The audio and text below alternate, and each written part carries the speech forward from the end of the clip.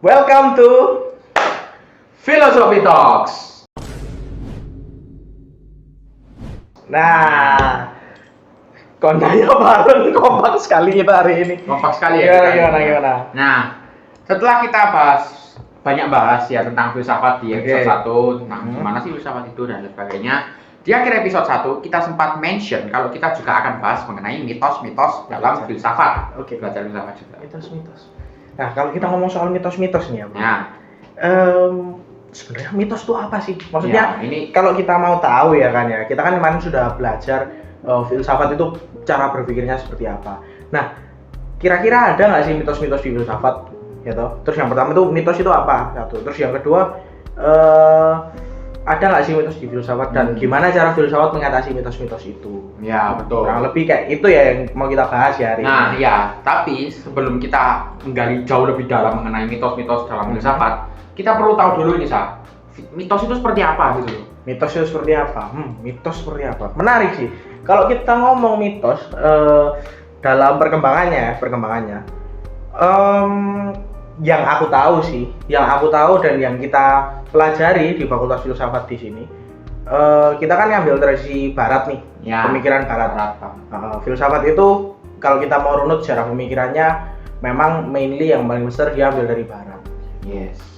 Jadi karena filsafat memang lahir diinisiasi dari kebudayaan Yunani kuno kalau nggak salah pernah. Ya betul. Tapi di kebudayaan Yunani kuno mitos itu seperti apa gitu? Oke, kalau kita ngomong mitos di Yunani kuno dulu ya. Jadi dulu orang itu kalau mau ngomong soal sesuatu kan masih sangat terbatas. Betul. Teknologi nggak kayak sekarang, ya, Google nggak ada. Jauh. Terus kita juga nggak punya, masih sangat terbatas lah cara kita hidup di dunia ini. Nah, karena kita terbatas, akhirnya orang-orang yang masih ingin memenuhi rasa ingin tahunya, gitu, dan masih butuh untuk memenuhi pengetahuannya, ya kan? Paham maksudnya? Iya, paham aku. Karena nggak mungkin dong kita hidup sama teknologi yang cuma gini-gini aja, tidak ada perkembangan dan lain-lain. Nah, kita harus menyesuaikan diri sama keadaan dan kondisi lingkungan sekitar kita. Akhirnya mereka pun mulai melihat sekitarnya, melihat lingkungan yang ada di sekelilingnya. Nah, terus setelah mereka melihat itu, mereka akhirnya mulai memikirkan nih, alam itu kayak apa sih? Lingkungan tuh kayak apa sih? Dunia di sekitar itu kayak apa sih? Mereka jadi penasaran ya? Jadi penasaran. Awalnya itu mereka memang pengen tahu sih, tapi keingintahuan itu akhirnya berkembang jadi ke penjelasan. Nah, supaya kita bisa tahu alam semesta, akhirnya kita mulai deskripsiin tuh. Oh, ada nih yang namanya api, gitu. Oh, ada tuh ternyata yang namanya hujan, kayak gitu. Nah, hujan itu asalnya dari mana? Kita mulai mikir nih. Manusia di Yunani kuno pada saat itu mulai mikir tuh, kenapa sih kok bisa muncul? Nah, karena yang udah aku singgung tadi, mereka itu punya pengetahuan yang terbatas. Akhirnya tuh mereka menjelasinya juga terbatas, nggak kayak sekarang nih. Kalau kita ngomong hujan kan karena ada siklus daur air, gitu, dari laut menguap dan lain sikulah. Itu di pelajaran IPA. Ya, bukan di pelajaran kita. Bukan pelajaran kita. Meskipun ya kita itu common sense lah, logika dasar. Nah, setelah itu akhirnya mereka menjelaskan lewat mitos-mitos. Gitu Chan, kurang lebih. Nah, mitos-mitos itu dalam sepengetahuanmu nih, kayak apa sih mitos? Menurutku mitos-mitos itu kayak kisah tentang dewa, kemudian kisah tentang pahlawan, kemudian kisah yang mengandung penafsiran tentang asal-usul dari alam semesta. I see. Dan itu terjadi ya di Yunani kuno. Itu terjadi di Yunani kuno. Kita sudah bisa lihat buktinya dan mungkin definisi itu juga berkembang dari Yunani kuno. Jadi mitos ini sebenarnya awalnya penjelasan ya. Maksudnya usaha sebelum rasional lah. Karena kayak itu. Ketika manusia berusaha mencari tahu asal-usul alam semesta dan segala isinya itu, akhirnya dimampatkan lewat kisah-kisah yang kita sebut sebagai mitos. Benar sekali. Jadi mitos tuh dalam arti pertamanya itu kayak itu ya? Ya, dalam arti pertamanya kayak gitu. Nah, sekarang di filsafat ada nggak sih mitos? Banyak sebetulnya kalau kita ngomong. Kok bisa di filsafat ada mitos? Kenapa ya? Karena gini ya, kalau kita lihat dari definisi mitos yang tadi. Kan mencari tahu mengenai apa tentang keadaan di sekitar ya, entah keadaan yang sedang terjadi atau yang sudah realitas terjadi, yang ada di sekitar kita ya. Nah, kita juga seperti itu. Kita berusaha untuk mencari tahu apa ya, suatu bentuk penjelasan tentang keadaan yang sedang terjadi gitu misalnya. Oke. Kasarnya seperti itu. Masuk akal, menurut memang kayak gitu. Nah, Oke. terus kemudian kita itu juga jarang dikenal sih, Sah. Jujur aja. Maksudnya? Jarang dikenal tuh kayak berapa banyak sih orang yang pernah dengar kata filsafat? Iya sih. Iya sih. Jadi, mungkin gini ya berarti ya. Karena kita kepingin tahu filsafat, tapi kita masih belum tahu, belum nyampe ke filsafatnya sendiri. Akhirnya muncullah mitos-mitos itu lagi, kayak entah dibuat sama orang yang nggak tahu atau yang ada di dalam filsafat sendiri ya. Yang membuatnya. Kalau dalam filsafat itu modelnya kayak apa, Cang? Waduh, banyak sih. Modelnya kayak apa? Mitos-mitos kayak filsafat itu susah. Oke. Aku pernah dengar dari teman-temanku banyak sih. Nggak tahu ya.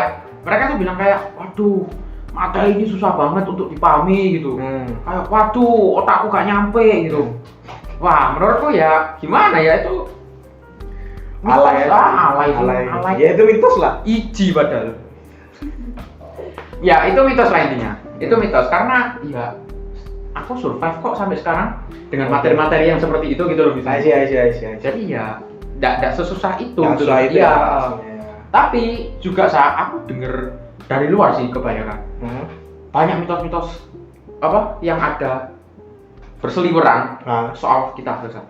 Nah, tapi banyak juga orang yang bilang ya, terutama ya waktu sebelum aku masuk filsafat juga sering bilang, aku tuh sebelum masuk filsafat ini ya jujur aja, kasarannya tuh kayak ditakut-takutin gitu. Kenapa ditakut-takutin? Kayak, filsafat itu susah banget loh, atau filsafat itu bisa buat gila loh, gitu biasanya. Itu aneh sih. Kayak mereka tuh nakut-nakuti bayi gitu. Itu aneh sih. Kayak maksudnya kenapa kok filsafat bisa bikin gila? Nggak tahu, coba dari sudut pandangmu tuh make sense gak sih? Itu masuk dalam mitos gak sih? Kita bisa sebut itu sebagai mitos kan? Kalau buat aku sih enggak ya. Enggak ya? Tapi mungkin teman-teman mau komen di bawah apakah filsafat itu memang bikin gila. Aku nggak pernah dengar. Tapi Duncan sering dengar. Nah, aku sering dengar. Nah, itu. Ini kan cukup interesting ya karena dalam satu jurusan kita kuliah di satu jurusan sama, tapi experience-nya berbeda. Nah, itu yang harus. Jadi kita mau tahu teman-teman apa yang pandangan teman-teman di luar sana. Jangan lupa komen. Oke, kita back to topic ya. Kalau kamu ngomong gila sekarang, jujur karena nggak pernah dengar. Aku cuma bisa mencoba memahami lah. Kok kenapa sih kok sampai term itu bisa keluar? Ya, aku juga penasaran sih. Mungkin karena orang melihat filsafat itu terlalu kompleks mungkin ya. Iya, mungkin karena banyak juga yang dipelajari ya. Ya, itu bisa salah satunya.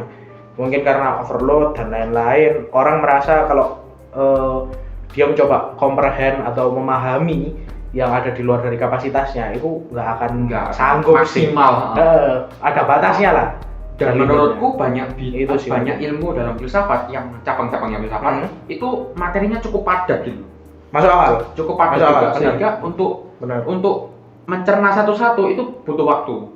Butuh waktu kayak kamu pelajari materi tertentu gitu. Kamu nggak bisa langsung mengerti gitu. Kamu butuh entah kayak 1-2 kali baca atau butuh brainstorming juga dari lawan bicara itu baru bisa masuk. Ya, setuju. Nah, mungkin karena padatnya dan cukup kompleks itu tadi ya itu yang bisa bikin gila. Ya. Bisa. Tapi yang mau gila. Tapi sejauh pengetahuan kita nggak sih? Iya, saya lo nggak gila. Paling stres, putus kuliah. Aduh. Tapi kalau drop out, ya maksudku, itu wajar. Tapi di kuliah manapun bro, bahkan sekolah pun orang bisa drop out, stres drop out kayak ya nggak capek, nggak sanggup dan lain sebagainya. Dan itu nggak pasti gila kayak gitu. Aku belajar filsafat 7 semester, aku tidak keterbelakangan mental kok. Nggak keterbelakangan mental, cuma agak freak. Oke, Sah. Jadi menurutmu, apalagi sih mitos-mitos yang ada di filsafat itu kira-kira? Mitos-mitos yang ada di filsafat atau yang pernah kamu dengar deh? Kalau aku sih suka melihat mitos itu dari sudut pandang yang agak berbeda sih. Oke, gimana tuh? Maksudnya gini, kan kita paham nih, kita sudah setuju di awal juga kalau mitos itu soal usaha manusia yang mau comprehend lingkungannya, comprehend realitas. Cuma seringkali dia nggak bisa cukup ke sana. Entah itu keterbatasan alat, keterbatasan waktu dan lain sebagainya. Oke. Akhirnya mereka simpulin pakai mitos-mitos. Ya. Nah, aku sih mikirnya gini, di filsafat sebenarnya ada loh mitos-mitos di dalam ilmu itu sendiri. Oh, Nah, interesting. Gimana itu? Munculnya kok bisa kayak gitu? Misal kalau kita ngomong sebenarnya bener nggak sih omongan filsuf-filsuf itu? Ah, iya masuk akal sih. Bener nggak sih omongan filsuf-filsuf itu? Filsuf. Misal nih, filsuf apa ya enaknya? Nggak tahu, banyak filsuf. Apa yang Banyak. muncul di otakmu coba? Banyak. Nggak ada yang muncul di otakku soalnya. Kalau kita ngomong soal Hume katakanlah, bundle of perception. Nah, kalau Hume kan empiris nih. Ya. Ini agak nyinggung ya, Agak agak apa ya? Ya agak pelajaran sedikit Agak lah, pelajaran. agak berat sedikit lah. FYI. The more you know. The more you The more you know.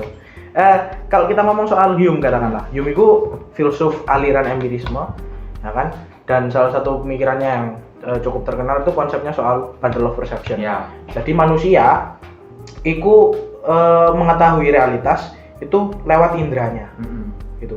Dan data-data indrawi ya hanya data indrawi saja. Misal nih, aku megang meja nih, permukaannya seperti ini, itu dari indra peraba. Indra peraba. Aku ngelihat warna meja itu coklat katakanlah, itu dari indra penglihatan. Ya. Nah, data-data ini nanti itu akhirnya diproses, dikumpulkan dan jadi bundle of perception itu yang membentuk konsep dalam pikiranku meja. Sebuah meja. Just meja itu yang kayak gini. Tapi itu juga belum tentu benar. Tapi itu juga belum tentu benar. Ya, itu mitosnya di situ. Mitosnya di sana. Karena apa? Karena kalau kita ngomong di filsafat itu aliran nggak cuma empirisme, bro. Maksudnya ada aliran-aliran lain. Banyak, ya, ada rasionalisme, ada idealisme, ada positivisme, ada materialisme, Nah, ada fenomenologi, ada eksistensialisme, ada macam-macam lah, banyak. Panjang ribet banget. Jangan dijelaskan di sini. Nanti bahas ya. Itu untuk segmen lain. Tapi kurang lebih yang membuat aku akhirnya melihat mitos ya dalam filsafat itu seperti itu. Kalau menurutmu gimana pandangan soal mitos dalam filsafat yang demikian? Kalau menurutku ya benar sih, karena memang kita nggak punya banyak bukan change ya, kalau aku ngomong kayak punya banyak source untuk mengkonfirmasi bahwa apa yang dipikirkan filsuf itu bisa benar adanya gitu. Nah, meskipun itu satu sumbangan besar ya buat ya, manusia. itu satu sumbangan besar karena itu membuka satu horizon kemungkinan gitu loh.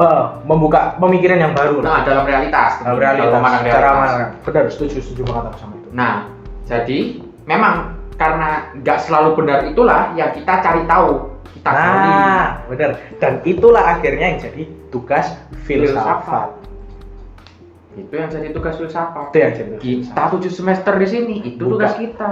Kita buka, kita cari tahu mitos ini benar atau enggak sih? Nah, Ada atau enggak sih? Hmm. Dan yang benar itu kayak apa? Kayak apa gitu kan. Itu yang dicari di filsafat. Aku seneng sih. Oke. Itu keren sih. Oke. Nah, setelah kita belajar banyak filsafat nih di mitos-mitos, tapi dalam apa ya? Setelah kita lulus dari kuliah pun, kadang mitos itu masih berlaku loh. Masih ada. Iya. Kayak misalnya di dunia kerja, misalnya. Oke. Di dunia kerja Gimana itu? misalnya. Banyak perusahaan zaman sekarang entah berapa ya, yang memandang remeh lulusan filsafat. Oke. Kok bisa? Tahu dari mana kamu? Karena begini, sebagaimana yang tadi sudah kita banyak bicarakan ya bahwa filsafat itu sangat unggul dalam posisi pemikiran kritisnya. Oke. Posisi pemikiran kritis juga analitisnya, pokoknya Sistematik. secara rasionalistis Itu di- filsafat lebih unggul. Kita udah bahas di episode pertama ya, kita juga sudah bahas di episode pertama. Episode pertama. Terus? Tapi setiap ada keunggulan pasti ada kekurangan kan. Oke. Kekurangan kita tidak mempunyai satu skill tajam yang jauh lebih spesifik, yang mana itu banyak dibutuhkan oleh perusahaan zaman sekarang. Oke, tak ralat ya. Mungkin skill praktik, Ya, skill practical, practical skill secara praktek kita memang agak kurang. dan itu kayak menjadi nilai minus gitu di perusahaan-perusahaan gitu. I see. Tapi kurangnya menurutku sih ini ya, bukan kurang kita nggak bisa. Aku rasa semua orang berbakat, Bisa, iya. punya bakatnya sendiri-sendiri. Mereka sudah unik ya. Dan mereka pasti punya practical skill masing-masing, tapi mungkin kurang nggak terlalu diasah aja di Nggak terlalu filsafat. diasah. Dan itu mitos atau enggak? Itu mitos atau Mitos. enggak? Itu menarik sih. Itu macam-macam sih jawabannya. Bisa jadi mitos, bisa jadi Jadi enggak. jadi Ya? mitos soalnya.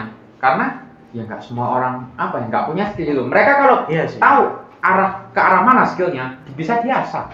Hmm. Dan kadang kalau diasah itu bisa lebih baik dari mereka yang punya skill seperti itu gitu. Bisa jadi filsafat malah memfasilitasi practical skill itu supaya berkembang. Supaya berkembang dan Nah, hasilnya bisa bahkan lebih tajam gitu. lebih tajam lagi. Lebih baik. Jadi bisa jadi memang filsafat in some way ya dalam satu sisi memang terlihat mematikan bakat-bakat itu. Matikan bakat-bakat secara praktek ya katakanlah. Misalkan ketajaman kita, misalkan kita memang bisa otak-atik barang, bongkar-bongkar, terus memang jago ini itu dan lain sebagainya. Mungkin secara praktek filsafat dalam tanda kutip mematikan bakat itu. Ya.